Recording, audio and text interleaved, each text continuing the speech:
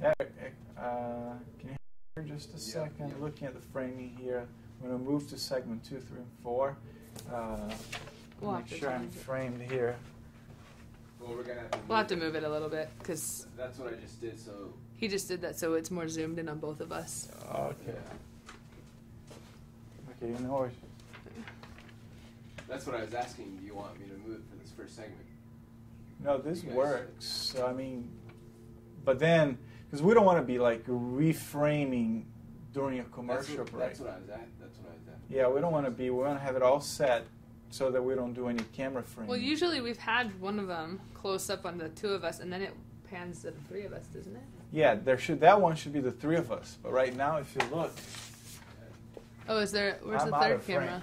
Yeah. Oh no, you are. When we go to commercial, we'll reframe it. Are you sure? Positive. Okay. All right. It's a different plan. We'll go with that. Trusting you. Oh, okay. We can just do it right now. Let's just do it. Right But then, No, but but then you we know- have that empty space. I think it's better to have it zoomed tight on both of us. And Oh, then reframe okay. it. That's right. Yeah, right. we've See, always had it tight. yeah, We that's thought right, we've that's always right, that's reframed right, it. That's right. Just, That's right. That is right. Yeah, that way it's centered and we're good. That is right. And then this camera, you had that other angle here that was pretty good. Yeah, but I don't know. You got all those boards. This looks fine. I think this will be fine. That's fine. It'll be fine. We'll just reframe that one. We'll do the big. Yeah, fine. Just get it. It is time. Alrighty. Let's roll. Do we have a? Okay. Guys ready? Yeah. Yes. 5. Watch the monitor. Okay, make sure to turn off the audio. Is the audio off on that screen? Oh, yeah. They shouldn't be here. Yeah. Okay. Alrighty. We don't want people calling before it's time. Like Slater Trout. Okay. Guys ready? Yeah. Yes. Okay, here we go. 5, 4, 3. Good morning, good afternoon, good evening, wherever you are in the world. Welcome. We are the Wake Up Sup Show. I'm Candace Appleby here with my host, Andre Niemeyer. Andre, how was your holidays? Oh, it was great. We always have a lot to talk about, but We do. especially today. Yeah. We had Christmas, we had New Year. I went to Texas, so I went to Houston, Texas, and the funny thing happened. As soon as I left Southern California, we had like some pretty awful weather here. But as soon as I left Southern California, the weather here was beautiful. We had It like was some beautiful. surf was pumping, and Houston wasn't the same. Let me just leave it at that. Christmas Day, I went to Sano, and it was so much fun.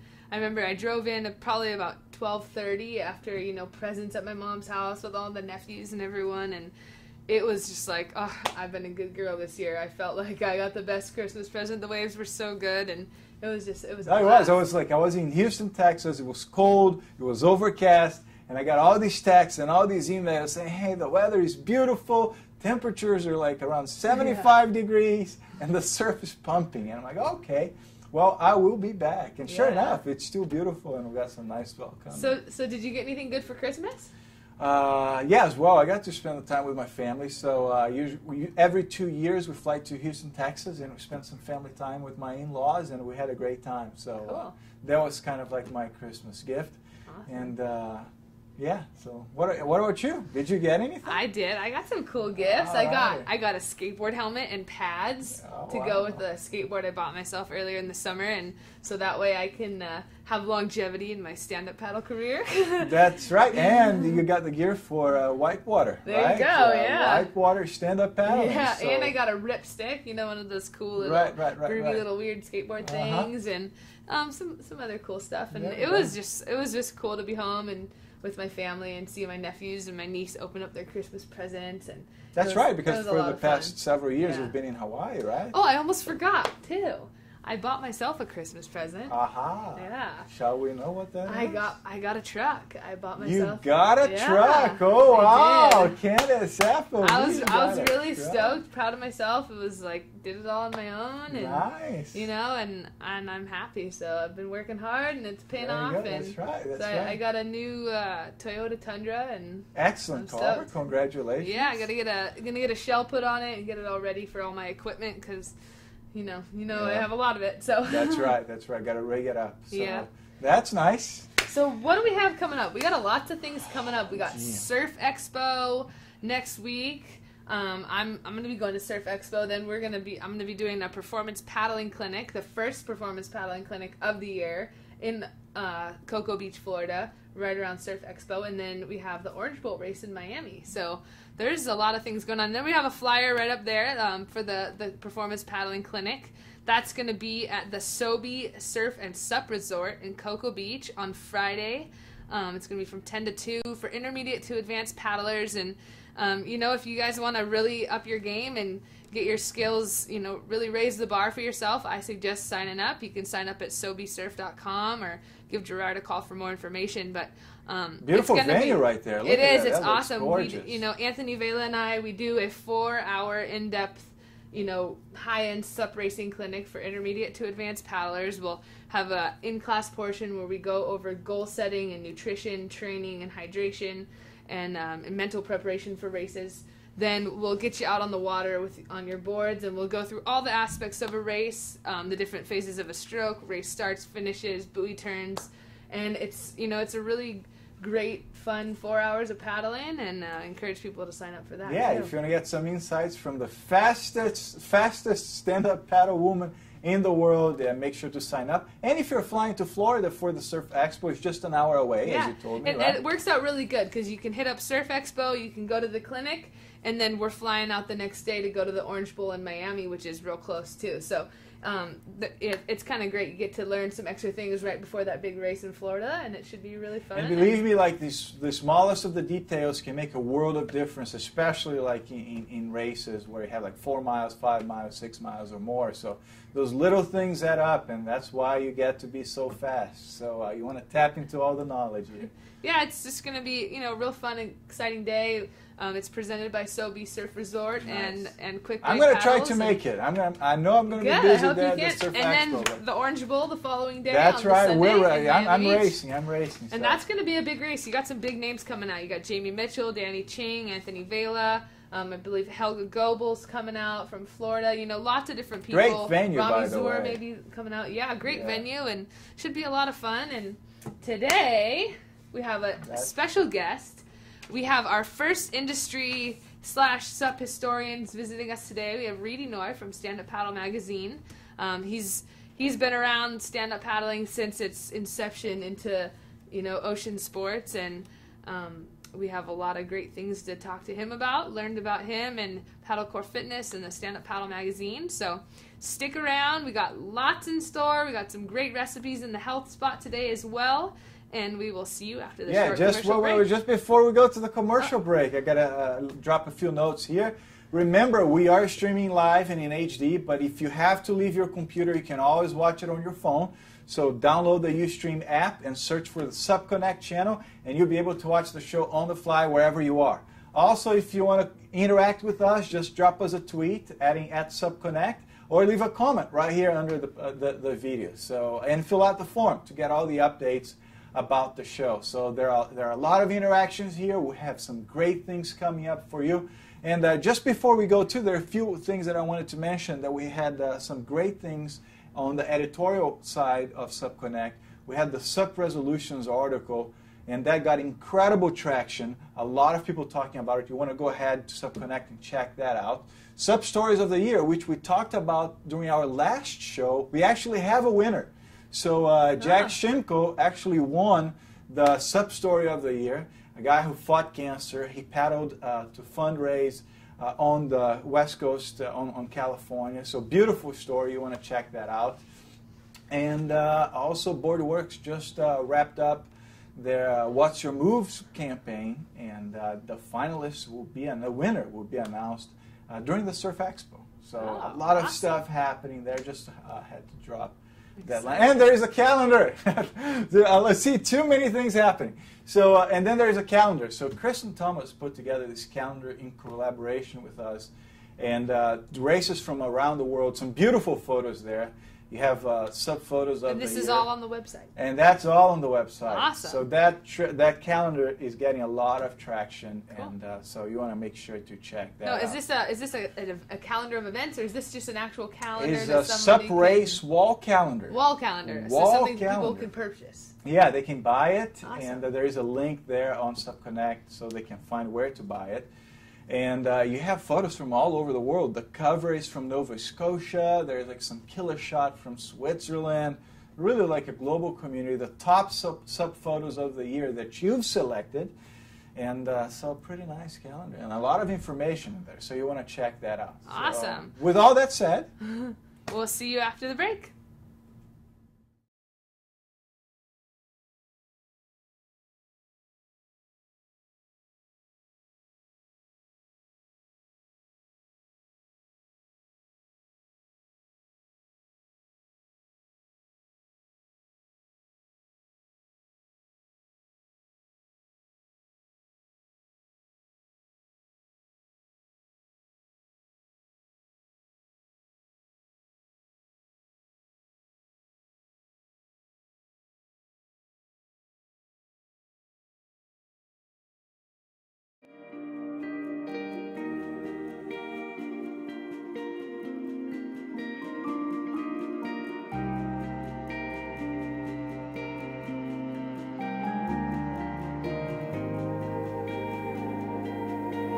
This is a new fin I designed with FCS, and basically this is kind of that all-around stand-up paddle racing fin. Looking at a bunch of the racing crafts out there between rowing and Olympic kayaks and stuff like that, they all tend to have the same shape fin. And so what we did is we started with that racing model, and then we tweaked it a little bit, rounded it out, and took a little chunk out here, which actually helps it surf a little bit. And if you need to, you can take a 14-foot race board, throw a bottom turn on it. It's got just enough sweep in it so it doesn't catch kelp. Put a slightly longer base, and then what I like to do is I take the fin, I set it all the way back, and what it allows is gives you a few more strokes on each side. Board tends to track a little bit straighter, but it still has a little bit of play, so if you do need to turn, you can turn the board. You're not stuck in one direction. The fin is really, really fast. For that everyday fin, if you want one fin, this is the one you want. I'm Matt Johnston from Sup Love, and today we're going to look at the Sup Love Stingray Salt 14 foot by Devell.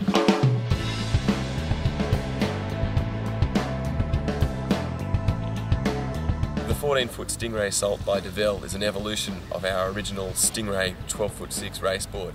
Yet we've increased the width of it through the middle when we've put some more foam in the tail, and basically retained the intricate bottom shape that's on all our Stingray products, but there's been a few magic tweaks there by Andrew just to make it more user-friendly in open water.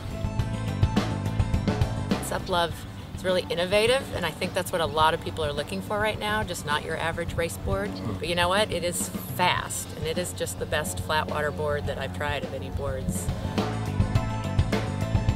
Very few times where I've been paddling, you really feel a connection between yourself and the board and the paddle that you're using, and the Sup Love Salt is by far become my favorite board for a number of different reasons.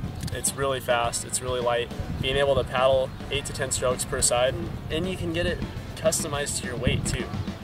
For an extra $100 on top of the retail price, you can get over, you know, it's supporting your weight, and it's going to be the optimal design for your ability.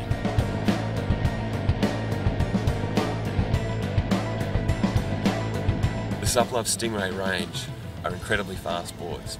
I implore you that if you're looking for a race board, whether that be open water or flat water, and you really want to go fast and you're committed about going fast, go to your local race scene and see if someone's got a Stingray and ask if you can borrow it and have a paddle, or alternatively contact Sup Love and we can organise to get your feet on one of our boards.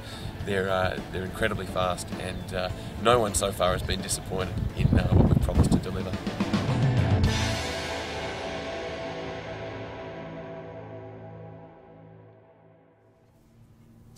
all right, so there we have Reid. Welcome. Thanks for coming to the show, and we're really excited to have you here. I know you've done a lot for the sport, so I know we have a lot to talk about. So All right, good to be here. there you go. Exciting. Sunny La Jolla. Yeah. That's right. It's that's beautiful. right. It's like 70 something out today. Yeah, I'd rather be here than Hawaii. It's so nice. It is so nice, and it's glassy, and the waves are getting better. And we have Reid Inouye here with us from Standup Paddle Magazine. And Reid, thank you for joining us. You have been so involved in the sport on so many different levels. But before we get into all that, I want the viewers out there to know a little bit about you. So can you let us know just a little bit about your background, where you're from, your childhood, where you went to school maybe? So, I dropped out of high school and I kind of like roamed the earth for a couple of months. I actually got into paddling back in, I don't know, 2005. Mm-hmm. I was believe it or not, I was at a surf contest in Waikiki, and this guy paddled by on a stand-up board, like a 12-foot board, a barge. And I go, I gotta do that. And for like a whole year, back then, you couldn't even find a board on Craigslist. Mm-hmm. And I just, one day I called my friend Ed Angulo from Maui. He goes, hey, I got a couple of beat up boards. So when I started, he goes, hey, I'm coming to Oahu. We're gonna go paddling. We went from Hawaii Kai to Kahala Beach. It's about 5 miles. And I had this paddle with no top, no T. I mean, it was like that tall. So I hunched over and I paddled, and it was like, this is hard, but this is fun. Yeah. I mean, we were right on the coastline, right outside the surf. We paddled all the way down. I said, I'm hooked. So that's how I started. But even before that, I've been in the surf industry for about, what is 84? That's a long time ago. 27 years, because that's 1 year before I was born. Yeah, that's when I started. I was in the surf. Actually, I was in the surf industry since about 79, but I got into becoming a surf promoter probably about 82, 84, and I don't know, I ran probably about 3,000 surf contests in my day. My goodness. So for some of you viewers out there, what you don't know is Reid Inouye has been very integral into the many people's from Hawaii's surf careers. You started the HASA, right? Yeah, back then it was called the HSA, which we turned into HSF, and then we also ran the NSSA program with, at that time was Ian Kearns and Janice Aragon. Mm-hmm. So you have the Hawaiian Amateur Surfing Association, the Hawaii Surfing Association, the National Scholastic Surfing Association. Then we did a thing, because back then in Hawaii we had like 3 or 4 surf contests, and what we did was we went to each island and started like a whole series of events. Mm-hmm. And today, I mean, a lot of people don't even know that, and I don't even care, but just to see the whole thing grow from just having 3 or 4 surf events on Oahu, mm-hmm. and then seeing this whole slew of events around the island chain. No, I mean, you created, I mean, I think you can safely say you've helped create a lot of the surfing careers that exist, because without an amateur career, without being able to do those competitions when you're younger, when you're, in your youth, that's what's setting the stage for everybody now. So you've done a lot, and you've put on contests at Pipeline, contests at Sunset Beach, and I think it's really cool for people in the stand-up world to know the kind of background that you have. And what's cool about that is, we didn't have anything in between the amateurs and the pros. So we had our HPAC, our Hawaiian Pro-Am circuit, and it brought a lot of guys to the highest level. At one point, I think it was around 80, 89, 90, 91, 92, we had about 8 guys on the world tour, all from Hawaii, and it was because of that kind of program that, mm-hmm. that elevated. So saying that, mm-hmm. what I want to see happen, not on a Hawaii level, but on a global level, is maybe start with the U.S., but have a level of competitions that can create something to develop a program for kids, even from high school and below, mm-hmm. all the way up to a level where they can compete. And I don't want to use the word Olympic, but to get them to that point where they can compete on that level as mm-hmm. far as physical ability. And there are some things I think like that in the works uh-huh. that will be coming to a fruition, publicly in the community from different areas within the next few weeks. But there are 2 people that have been working on that already, and they're already associated with the Olympics. Uh-huh. Chris Barlow and Debbie Church down from San Diego Canoe and Kayak Association. That's one of the channels that feeds into the Olympics, and they were the ones that actually held the race at the Olympic Training Yeah, Center. I missed that. I wanted to check that out. I know, and they have a beautiful program. I mean, seeing those kids is just, again, the future of the sport. And going back to your background, I will never forget, and it has a lot to do with your work. I will never forget being Makaha, and I'm watching these kids there with all their stickers on the boards and stoked to be there, ripping. And a lot of that is fueled and fostered by all the events that you've put together. So, I mean, on their behalf, and I'm sure also, you know, as someone involved and passionate about the sport, I want to thank you for all the contribution you've brought to the I still remember table. the first contest we had at Makaha. It was a U.S. championship. And this kid, one of my judges calls me and he goes, I got to go to the airport and pick this kid up from Florida. Stupid 10-year-old kid. Not even call me until he gets to the airport. It's Kelly Slater. Yeah. I mean, come on, people, you know. If you don't know about Reid, you better ask somebody. That's what I got to say. I mean, it's not about me. It's about, you know, just seeing something come to fruition. You have this goal, you have this plan. You see the plan get executed, and all of a sudden you see it just growing. And I tell you what, SUP's going to get bigger than surf. I don't care what anybody says. And, you know, before we get into the future of SUP, because we definitely going to get into that, we want to talk about that. I want to just, you know, talk a little bit more about you and the things that you have going on. So, you know, we know about your business background in surfing and, you know, how you physically got into stand-up paddling. And you've also got Paddlecore Fitness, and I mean, of course, I know a lot about Paddlecore Fitness because I worked for you for several years. But if for the people out there, can you let people know what Paddlecore Fitness is, when it started, and how? I mean, I think it was a huge launching point for a big part of the sport. You know, you had the vision of fitness in stand-up paddle long before the whole community had that vision. You know, so why don't you tell us a little bit about that? Well, I knew it was physically. Paddling is one of the greatest workouts in the world. I mean, 2 months, 35 pounds. Just like that. People, wow, what do you want? You're taking drugs, you got skinny. I go, hey, you know what? I've been paddling. I'm having way more fun than I ever did. And it was like... So you're a prime example, you know? I mean, and it just, it does that to everyone who paddles. I mean... Is that the group we're looking at right now? Is that... That is a group. That's I remember that group. That was like... We had, I think, like 21 teachers from one of the high schools in Hawaii. Yeah, on the west side. They all wanted to paddle, and Candace was there, and Kainoa McGee, and, you know, Patrick, and, you know, the whole crew we had. It was fun, actually, to get them in the water and actually all paddling, you know, within about 30 minutes. So, but yeah, we started Paddlecore. There's Candace again. Yeah. You know, we started, to start Paddlecore Fitness back in 06, 07, it was like, how do you know, I had to go back to my gym workouts. Like, how do you do a workout on the water?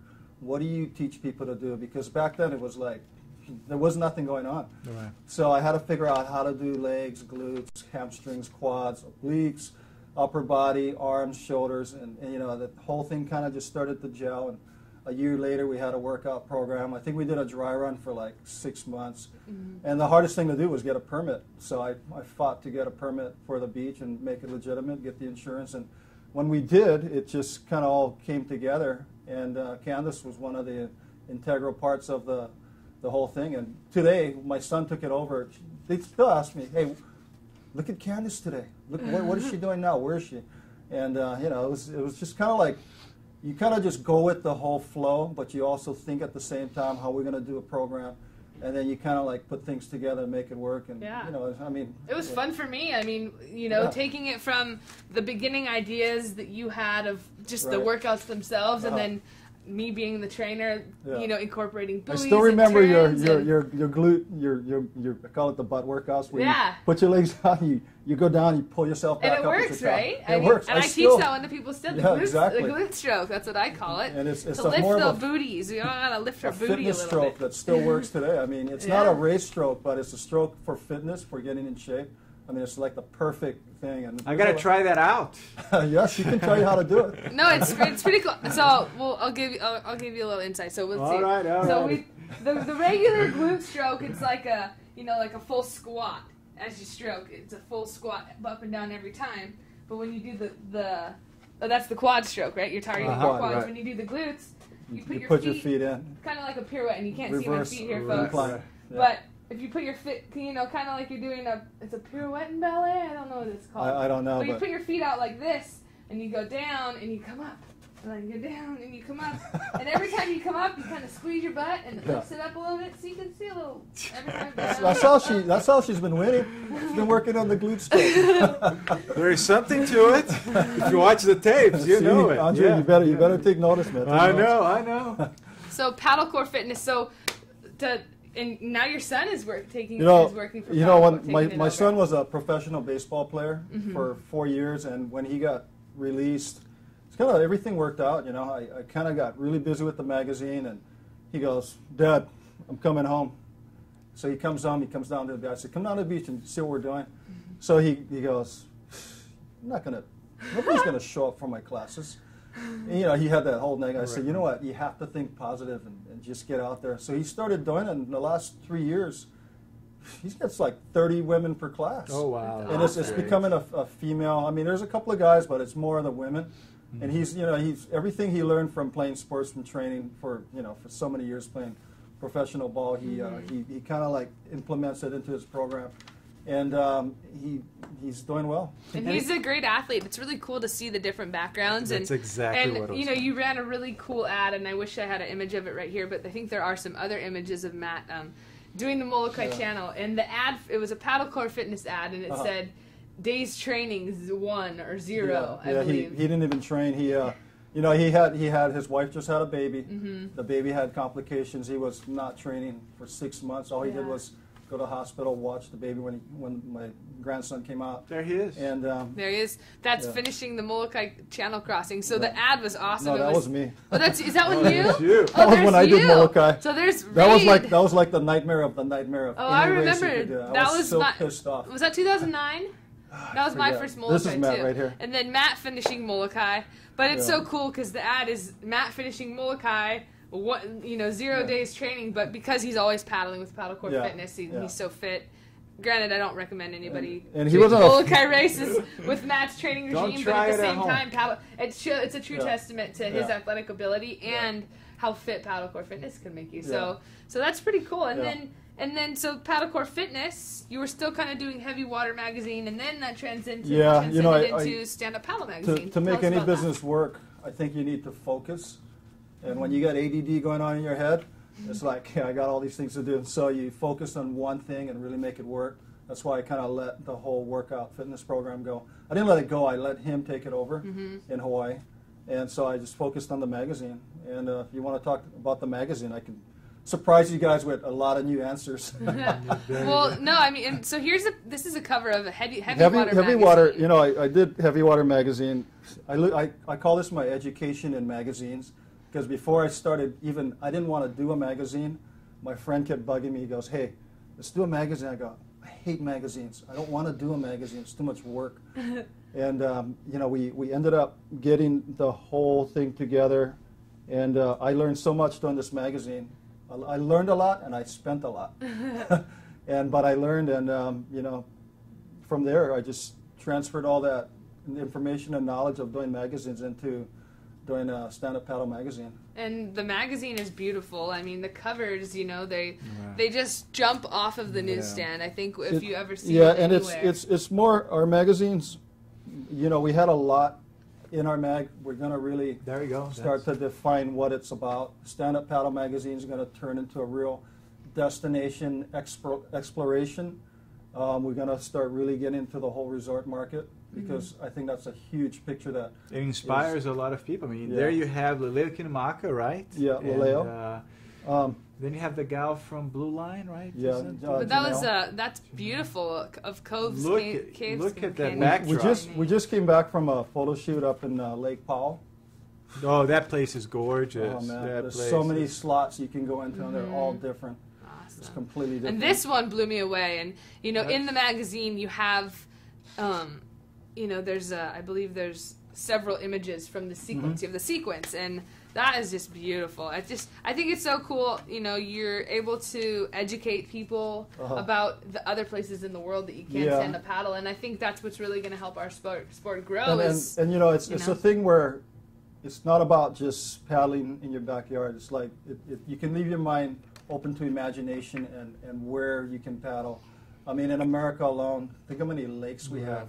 There's so many places to paddle that I mean, I surfed all my life. I caught so many waves, but when I go to paddle like Lake Powell or these places where it's just like nobody's around and the water's just sheet glass and gold from the light, you just kind of like, wow, this is fun. Yeah. To go camping out there. And also driving changes quite a bit, right? You go by any body of water and you go like, oh, maybe we can stop by and get you know how you look at surf in. spots, you go, wow, I want to surf there. Well, what's that wave like? You see lakes and you see ponds and you see anything with water, you go, I want to, exactly what you said. It's funny because now we go places, when Anthony and I, when we travel, we see Phil Rainey from Boardworks does this whole small water thing, and now we'll see pools or little ponds or fountains, and we're like, small water, we can go stand up there, like. Even if it's like a little 30 by 30, you want to go paddle in there. You want to go do a trick or like goof around. Phil has popularized this notion of small water. Small water. Hey, I'm a small water specialist now. I think thanks to them. Can you do the ghost paddle transfer? I can't do the ghost paddle transfer. I can't. So Reid, what can we see? Briefly before we go to our next commercial, what is the future of the magazine? Anything new and exciting going on? Yeah, there's a lot of new and exciting things going on. We're actually going to split the magazine into 3 different magazines. Awesome. In 2012, we're actually done a women's magazine. Yeah, that's what I like to hear. We're working on it right now. I can't really say too much except that it's going to be about women, about women's fitness, about women's sup yoga, which is for everybody. And just about a lot of things that have to do about women, because the women's segment of the whole SUP population is growing. Our Facebook alone is 40% female. There you go. And it's just growing. And the other thing we're going to do is we're going to do like a biannual recap of all the races. So we're doing a race magazine. Awesome. We launched that in spring, and then we're going to do a summer issue, and it's just going to go of all the events, talk about new equipment. That's great because it gives the events more exposure, it gives the athletes more exposure, and it allows people that didn't get to go to the event to really see what it was all about to attend next year, and that way people can and there are events all over the map. Oh, so yeah. The amount of material that you're going to have is just endless. And there's places that you wouldn't think would be really, really nice places to paddle, and when you see images of it, you go, wow. Yeah. I thought this place was a dump, This place is like a 5-star resort. Yeah, I don't want to say West Virginia was a dump. I never thought that. But it wasn't one of the places that I thought about going to. But after we published an article about stand-up paddling in West Virginia, I go like, whoa, I want to go to West Virginia. It's amazing how we went to Chattanooga, Tennessee this year. See, I saw images of that place. And I would have, I'm a surfer, so I would have never, ever gone to Chattanooga, Tennessee. Hey, swells up in Chattanooga, Tennessee. No, but it was so beautiful. The people were awesome. It was just like, and it was kind of taken aback, It was like, it made me think differently, because I have a surfer mentality, and I've always thought, if ever I go anywhere to travel or on a vacation, I'm going somewhere where there's an ocean and there's waves because that's my priority in life, I guess you'd say. But I learned that I could have fun going to places that are inland, and that's because of stand-up. Because I love the water. I can't be away from it, and I can still be on the water in all these different beautiful places. So it's. I had that experience in Arizona, Parker, Arizona, that downriver race. Oh my goodness, it's a desert. You drive, there is nothing. All of a sudden, there is like the Colorado River, beautiful, and You ever been to the Grand Canyon? I don't. You're driving through this desert, and you kind of see this little drop till you get to look down the drop, and it's 1,000 feet, 1,500 feet. And it's just mind blowing. Beautiful. Do that run from the Glen Canyon Dam all the way down. Archie Kalepa did the whole thing, right? Yeah. And a lot of guys are doing that now. They're doing that run. Right. Yeah. Cool. Well, we're going to take a quick commercial break. When we come back, we're going to talk about the present and future of the sport. We've got lots of exciting things, where the industry is headed, possibly Olympics. So we're going to talk about some juicy topics when we get back from this break. Stick around, and we'll see you in a few.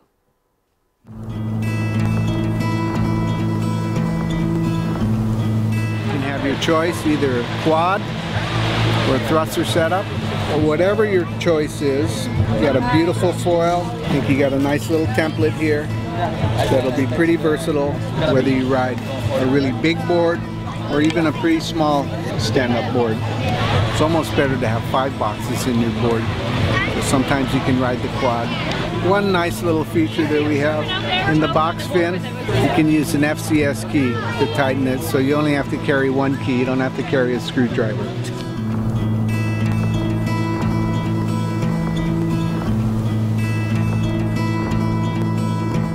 We had this nice swell that came by, and I had regular thruster fins on my stand-up paddleboard. I went out and the fins were just a bit too small, they didn't have the right shape. The board was skidding on the bottom turns, off the lip, and on the roundhouses.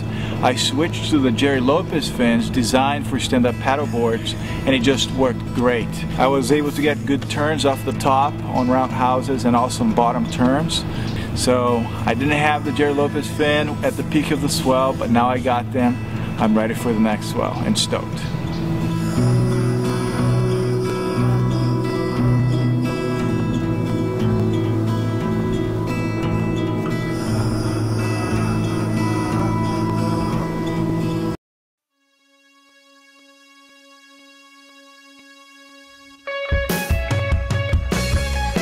Right now I'm holding my new signature model. Pretty much calling it the all-arounder. It can be used for surfing in waves, racing in flat water, racing in downwind. I decided to go with carbon because carbon's really strong and it's really light. This will not catch seaweed. It still tracks really good. You can use this in California. I mean, I've paddled through thick seabeds with this. It's got really good release. I'm just really stoked with the finished product, and I hope you guys like it. It's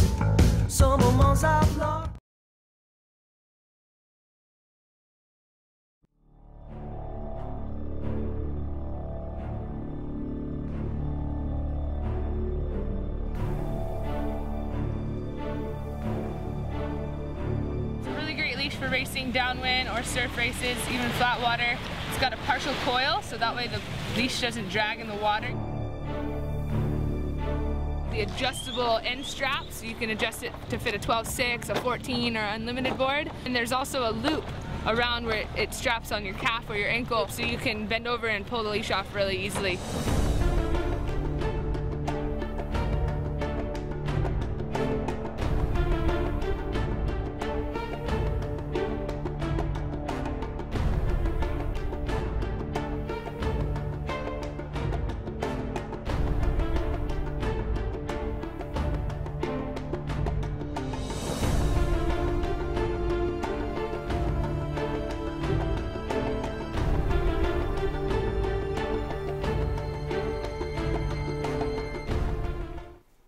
Okay, and we have some very exciting things to talk about during this segment concerning the present and future of stand-up paddling. But before we get to it, we got a question that came through Twitter. So there it is. GLC3 asks, "Hey guys, I just discovered the show. Awesome. Reid, do you see attitudes changing towards SUP from the surf community?" Excellent and very relevant question. That's a very, very good question. You mean from the suppers or the surfers? From the surf community towards the SUP community. Yeah, I see it. I mean, because more and more guys are out there paddling and getting out in the lineup, I think more and more, once you get crowds, you got controversy in the water, you got hassles, and you know, I mean, there's so many places to paddle and get waves, just kind of spread it apart. And I think what's happened a lot lately is you got a lot of guys who haven't surfed. So they get out in the water, they don't understand etiquette. Right. I've been out there and go, the guy just caught a wave and he's paddling back out, he's catching another one. In the surf world, everybody kind of shares and kind of like, you know, take turns. But when you get more than one guy, when there's 30 guys in the lineup, it's going to make it bad. You get 10 guys in the water, and they're all doing that, going in this vicious cycle, I would want to call it. Right. It's out of control. And on top of it, like, you know, a surfer, there's always going to be a couple surfers out in the lineup that are, you know, catching a bunch of waves and going round and round. I am guilty of that sometimes myself. But on a stand-up, you stand out even more just because you're always standing. Even when you're not on a wave, you're still standing. So it's like you're on a wave because people see you all the time. So you almost have to be more cautious. Yeah, Go ahead. What I'm curious is, do you think that, you know, it's been several years now, there's been grumbling in the lineup from surfers about stand-up for a couple years, and do you see the opposite side? Do you see any of the surfers' opinions or maybe surfers' ideas of stand-up changing towards the positive at all? Have you seen that as well too? No, I just saw a lot of influx of sup guys in the lineup. You think it's okay? And it's they don't understand. I go, hey, you know what? Slow down. And they go, what do you mean slow down? I just went out and caught a wave, and they had like a time frame to get waves. I go, yeah, but just sit on your board and relax. Yeah. And so they don't understand, and the best thing to do is not grumble within the surf community or the sup community about it. Just get together or just pal up to some guys and say, exactly. hey, you need to slow just down tell them, in hey. the parking lot, or just say, hey, you know what? There's a little etiquette out here. And there's more to supping than just catching waves. Do a distance paddle. You know, do a little, go inland and paddle somewhere. There's a lot of places to paddle. And you know, there are lots of people that don't know. I know there's some people that are great racers or great river people, and they get into the water and to go to catch waves, and because they're proficient at paddling, some of them are able to catch waves now, and but they still don't know that etiquette thing. So I think it's, you know, our job, everyone's job, to kind of help educate each other and you know, be safe and have especially in the surf etiquette. Lineup. That's something that doesn't apply so much in other waterways. But something that I've noticed, and this will come into play a little bit later in the segment when we talk about some other things, but I do notice some people in the surfing industry slowly in certain departments, some yes and some no, but some starting to say, okay, yeah, maybe there is something to this stand-up thing. O'Neill, for example, has started sponsoring some stand-up paddlers, and then there's some other organizations that are surfing organizations trying to get into the stand-up scene, and we'll talk about that a little bit later. But great question, and now we're going to move on to, you know, where do you think this sport is headed as far as the industry, as far as, you know, what companies and, you know, all the things that will be available to people, and where do you think that's headed? That's an easy one for me. You know what? This thing has not even gotten off the ground yet. If people think it's blown up, you know, if you think about, I always use this circle. This is the earth. This is the surf right here. So many waves we got on this one. This is the body of water, 73%. And it's not going to be about surf. I mean, it's going to be about the whole, just paddling as a lifestyle for fitness. I mean, the fitness industry hasn't even embraced this yet because it's not there.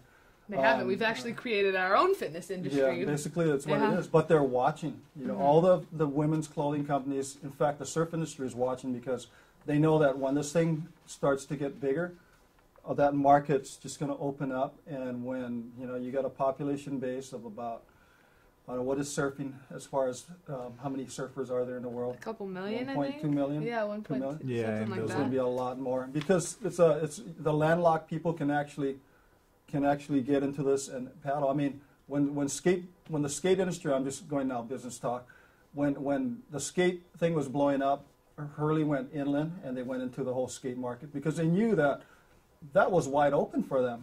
I mean, in fact, I have a friend who distributes skateboards in the U.S. and they did over a million skateboard decks last year. Wow! I mean, that's you know. Wow, that's a lot. That's an even bigger market. Yeah. You don't need the coastline and waves. You don't need water at all. But it gives you an idea. And in this day and age where people are stressing because of work, being out of work, the economy, you know, just like struggles in life. Once you get on the water, they're not going to go catching waves inland. They're going to go paddle and go, wow, this is a balance and stoke I needed because life is not all about making money and paying bills. You got to go out there and enjoy life and have a sense of balance in your life. And that's well, we have one excellent example sitting right behind. You guys can't see him, but if he brings camera 3, there's Eric. Hey, Eric, there you go. He's our man. He makes it all happen. Right there. And we just went out yesterday, you know, right here in La Jolla. And it was a beautiful day, sunshine, and he was standing on the board and saying there's just a sense of having more control over the environment, the glide, and taking a sense of ownership. Here you see more of the ocean.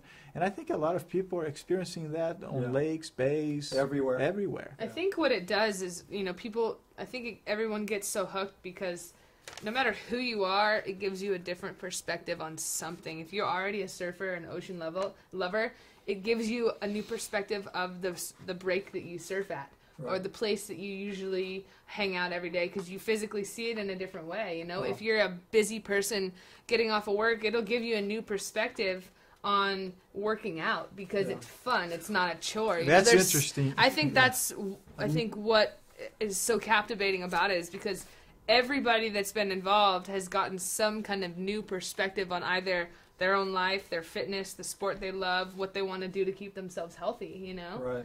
I mean, if you know what's funny is this past year, within our subscription base, we've been having a lot of corporate type subscribers come in, CEOs. I mean, it's like, wow, this guy. And so I Google search to see who they are. And these guys are pretty big people in their industry, and the internet industry is a big industry. And they're getting into paddling because it relieves their stress. You know, whether it's an hour after work, and when it's cold, if it's not snowing outside, you can get on a board and not even worry about freezing because you're above the water. Yep. But if you live in, say, Sacramento, but you work in Sacramento, but you live in Tahoe, and you drive back to do what you got to, you know, just get that whole release and escape, you just like saving yourself from aging, from your health. You know, being stronger. Absolutely. And we've seen, I think we got a picture that came through from London. The guy was doing his business commute on a stand-up paddleboard, all suit up.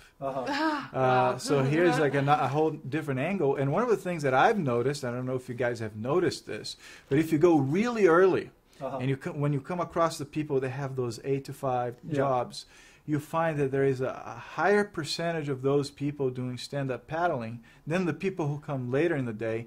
And I've talked to a lot of people, they said it's because the amount of workout that you're able to pack in for just a few minutes is something that stand-up can give you, whereas surf doesn't. So you're seeing a lot of executive types, like you're saying, getting to the sport to get that quick.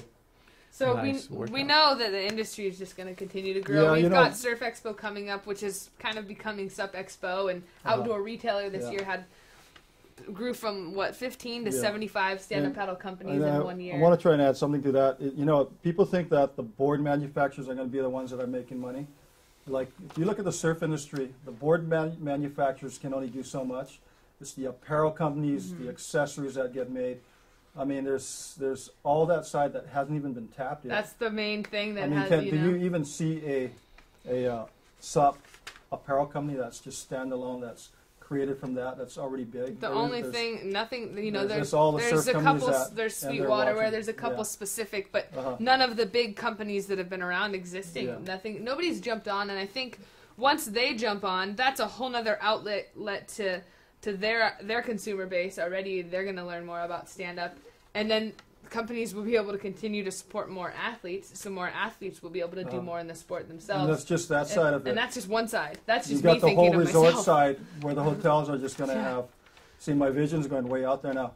You got the whole resort side that's just going to blow up to where they're going to start sponsoring athletes. Like golf courses have golf pros. You're going to have suppers that are part of a resort. Well, there's Kailani already is sponsored by Turtle Bay Hilton in Hawaii, you know, so it's definitely going to happen for sure. And then the whole health and fitness side, you're going to see that whole side. And Sandals, remember, Sandals bought all those Pauhana boards and a huge resort, and so they offer stand-up. So what about, we've talked about the industry. What do you see, you know, what's your vision for the sport itself? You know, obviously we know your vision, I know from you that it's the racing side, and I think everybody is in agreement that the racing aspect of the sport, as far as sport and competition, that's the part that's really going to continue to grow leaps and bounds. Of course, surfing will always be there. We love surfing. I love surfing, but that's not the big demographic. The demographic is the racing. So what do you see the future of Sup with that?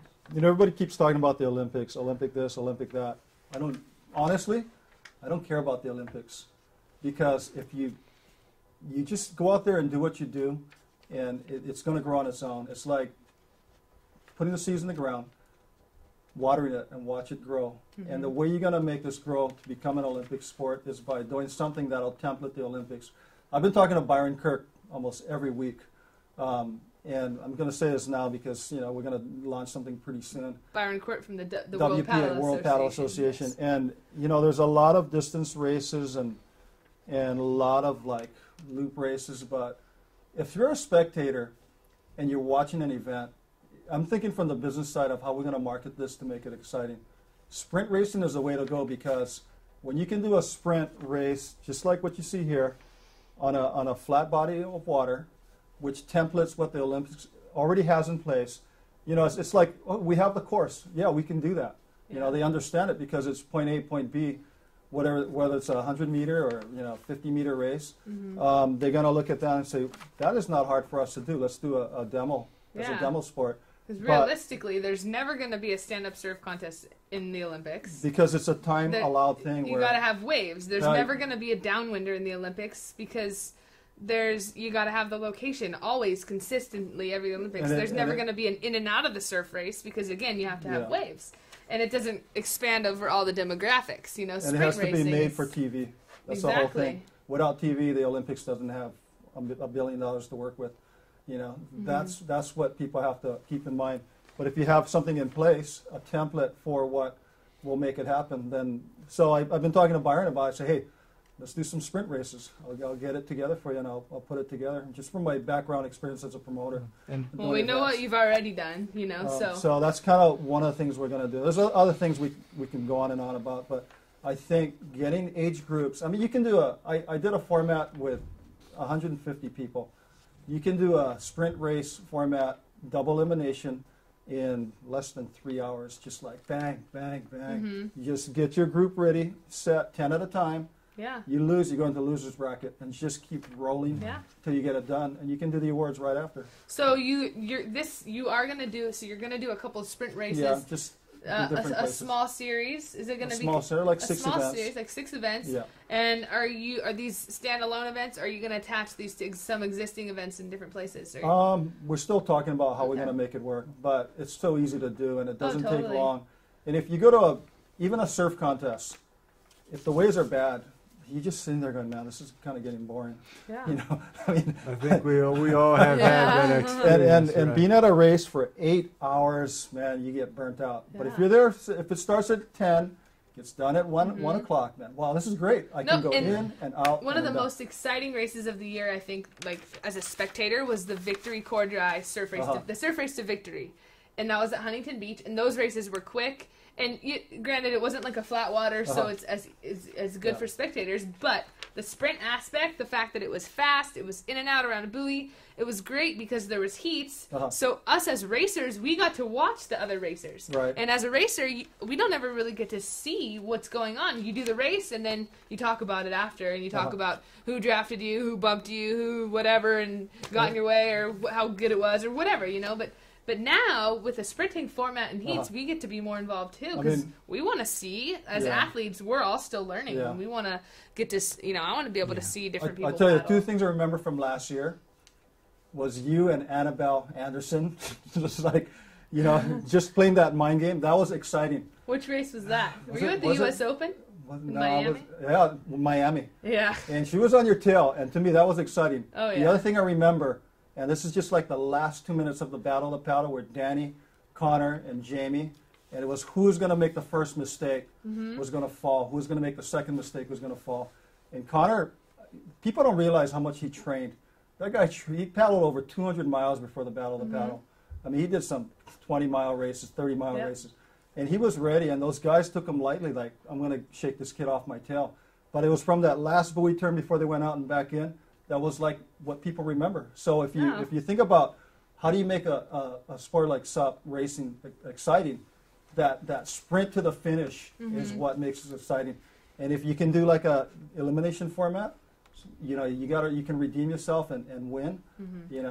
And 3 events come to mind. One was a surf race to victory, and then there was Anthony Vella and Jamie Mitchell on an incredible finish. That was the surf race to victory. Exactly, that in Huntington so Beach. exciting. So that's one that comes to mind. Another one that comes to mind is the one that we saw earlier, which was the sprint race at the Olympic Training Center. I think the format there, you had a 200-meter sprint and then a 2,000-meter race. It's exciting. It is exciting, really and exciting. like the participants, they say that you actually had boats next, one boat per racer, holding the board and waiting for the horn to let the board go. So like a very Olympic type setting, and they had an incredible experience. I'll tell you, like watching from the shoreline, it was just amazing. Again, it comes like to the end there, and you see like by just the boards, it's and then the other one, the third one, place your bets. The third one, really quick, that comes to mind was an indoor race at a pool in London. And I don't know if you guys saw some of that, but it was a sprint. They had laps and an incredible setup for the audience. and you're right on top of the racers. Beautiful lighting. Yeah. And another great. I mean, can you? I could imagine like the Staples Center, you know, exactly. with a pool and an arena, and people can watch. Think how many arenas you have around the world. Oh, and they do it. Canal Like racing. I was watching something. They put a hockey game on a football field, so you know it's the capability is there. It's But that's awesome. how you template, going back to Olympics, that's how you template the whole thing so that it's part of what. You got to make it accessible to all the countries. Exactly. And, When they see people cheering, they see crowds selling out stadiums. And the weather is not much of a factor, No. right? As long as you're having it indoor, like the indoor pool in London. Awful weather, and here they are having a great workout and a great show. And you can time it so that it starts at 1 and it's going to be done by 2. Awesome. Like 3 o'clock or whatever, you know. Awesome. Well, that's all really, really exciting stuff. We're going to take a quick commercial break. We're going to come right back, and we got the health spot. I'm going to show you a new smoothie recipe that I figured out this week. It's a really good little Kona Red smoothie.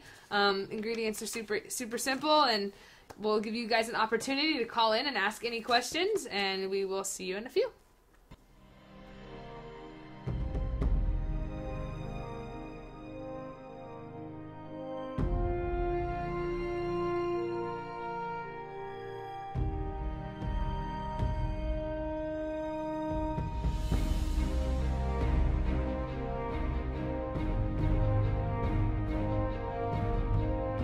We are Surftech. Design, performance, innovation, passion.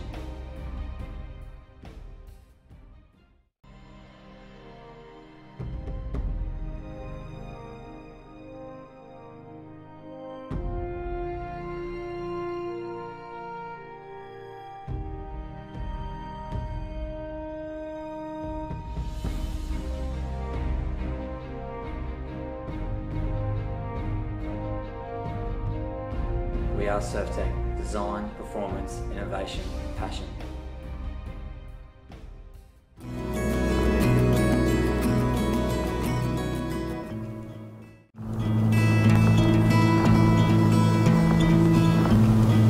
can have your choice, either quad or thruster setup, or whatever your choice is. You got a beautiful foil. I think you got a nice little template here that'll be pretty versatile, whether you ride a really big board or even a pretty small stand-up board. It's almost better to have 5 boxes in your board, because sometimes you can ride the quad. One nice little feature that we have in the box fin, you can use an FCS key to tighten it, so you only have to carry one key, you don't have to carry a screwdriver.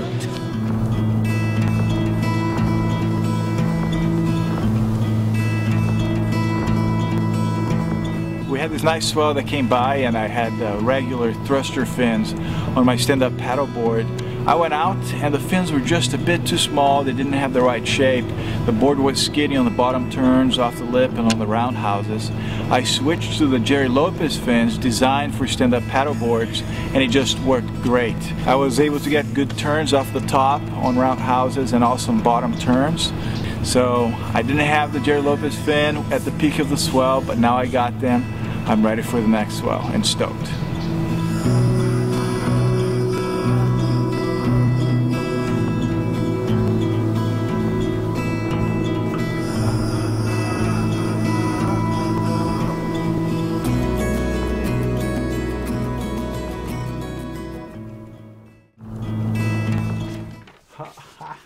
Perfect timing, and we're back.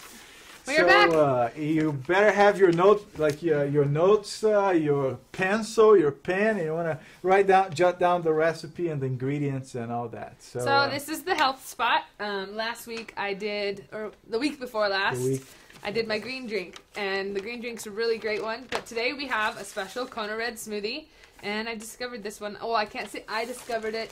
Anthony discovered it this week. He made this for me. It was really good. So first we have, usually I do 1 frozen banana if it's a 1 serving kind of smoothie, but there's a couple of us in here, so I'm throwing in a couple more. There it is, but, the health spot. There you go. So for 1 regular serving, I do 1 full frozen banana. You gotta make sure that the fruit is frozen because you gotta have the proper consistency. Today I'm putting in a couple frozen bananas because we're going to share, and then we got some frozen strawberries. My favorite Like segment. my favorite. No mangoes. No mangoes. Mangoes are good though. By the way, the green drink last week, awesome. So you pay attention here. So this is simple: strawberries, banana, and then Kona Red. I'd put in about 10 ounces for one portion. 10 ounces along with a cup of strawberries, one frozen banana, 10 ounces of Kona Red, and that makes a pretty good sized smoothie for one person. This one, we got a lot of us. I'm kind of just eyeballing it, but Kona Red is really great. I know I've talked about it before, but it's just really, really healthy for you. It's made from the flesh of the fruit that surrounds the coffee bean. And it's made actually from coffee beans, from coffee that's grown in Kona. So essentially, you know, the coffee plant is the type of plant that sucks a lot of nutrients out of the soil. The nutrients from the soil get sucked up into the plant, and it goes to the flesh of that fruit that surrounds the bean because it protects the bean.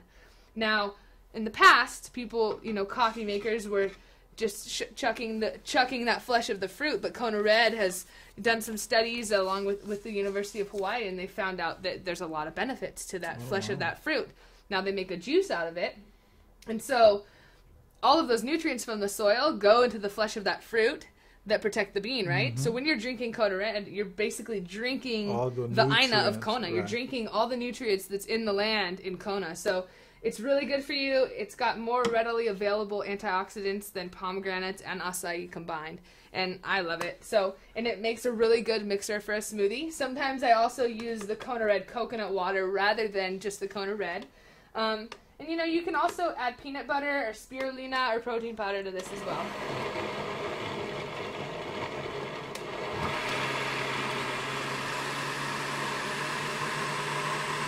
It's got a really nice red color to it.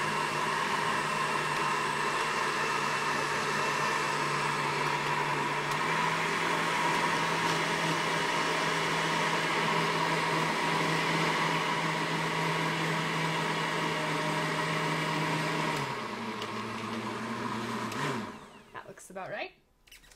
And so, and for those of you who may be watching from the islands, Kona Red, along with 7-Eleven stores, Hawaii, and you can have our first one since you're our guest. Kona Red, along with 7-Eleven and Surftech in Hawaii, is actually going to be running a sweepstakes during the month of February to win one of my signature race boards. So you can visit any 7-Eleven store in the entire state of Hawaii during the month of February, and you can enter to win one of my signature race boards. The winner will be announced March 15th. What kind of board is that? It's a Surftech Joe Bark. It's a 12.6. 12.6 Candace Appleby Elite Race Board. It's the same board that I won the Battle of the Paddle on and several races before and after. So I'm really proud of it, and I'm stoked. Joe Bark is a great board shaper, and you know, the combination of his design and Surftech's technology makes it a BOP winning board. So I'm stoked. So what do you guys think? How's it? Oh, good. This is excellent. Is it good? This is excellent. This is excellent. This That is good stuff. I know you guys are jealous now. See, that's the moment I get you. Got the Kona Red smoothie, strawberry banana. Again, I said you could add protein powder or peanut butter or spirulina. Don't recommend adding all of those together at once, but you could do it, I guess. You know, if you wanted to bump it up, make it a little heartier. Food of champions, right? The food of champions. Right. And it's really healthy too. So if you have some sugar craving, there you go ahead and it's healthy sugar. Yeah, so right now we're gonna give you folks an opportunity to call in and read a question, anything you'd like. Ask any of us, whatever you'd like. 858-348-4495. If we could please ask you to turn the volume down on the monitor of your computer so we don't have to get the feedback, that would be great. And we have a question. We do have a question. We do have a Twitter question. Exactly. There it is. Tim Braun. What makes a good river sup board? Who is driving designs for river sup? You know, I'm not a river specialist. I've had some experiences. I went to the Teva Mountain Games in Vail, Colorado, but I do pay attention. Hey, help yourself. Yeah, we can make another batch if you'd like. I know that Boardworks has a lot of river sups. They've got a lot of inflatables. They're bad fish. Right. I guess to say what makes a good river sup, you know, Surftech has the new B1, which is like the most indestructible board you can ever find on the planet. So if you want to have fun on the river, going through the rapids and, you know, be safe, of course, disclaimer, I don't You don't want anybody to get hurt out there. Wear a helmet, wear a life jacket. Pad yourself up. Be very cautious on the use of leash. Make sure you're really well informed. We're not responsible for anything you try to do. But answering the questions, there are a lot of people trying different things. But I think the Badfish guys are probably the ones trying a lot of different stuff. You want to check them out. And then the B1 too is an incredible. Well, yeah. So you got there's lots of different things out there. You got the B1 from Surf Tech, which is an incredibly indestructible board for enjoying the river. You got the Badfish boards that are made by Badfish and Boardworks, and those are great river surfer boards. And you got all kinds of inflatables. They actually made an inflatable Badfish. Yeah, exactly. So great question, and you know, Reid, we want to thank you for coming on the show today. My pleasure. Is there anybody you'd like to say hi to and give a shout out there that may be watching? Just everybody who watches, you know, just get out in the water and stay stoked with the whole lifestyle, I call it, because something like this comes around once every couple hundred years, and just enjoy it and be respectful and just go out there and have fun and smile. Awesome. That's right, and be on the lookout for the sprint series. That might be coming. It's gonna be fun. Up. And if you don't paddle in a race and you want to try it, you know. You guys have the locations already, or I'm curious already. No, we're still working on it. Alrighty, awesome.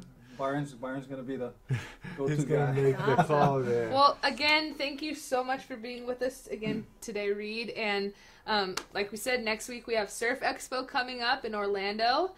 And if there's anybody in the Cocoa Beach area next Friday, you want to up your racing skills, check out the Performance Paddling Clinic. I'm going to be there putting on a clinic with Anthony Vela. You can check it out at sobisurf.com.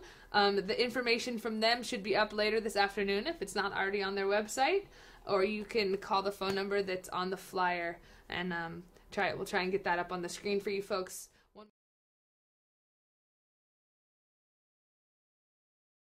Go ahead and jot that down, sobisurf.com, and we would love to see you and help you with your racing skills. Other than that, it has been a wonderful afternoon, and I want to get out there and go for a surf. Thanks again for being with us, Reid. And until we see you next time, aloha and God bless.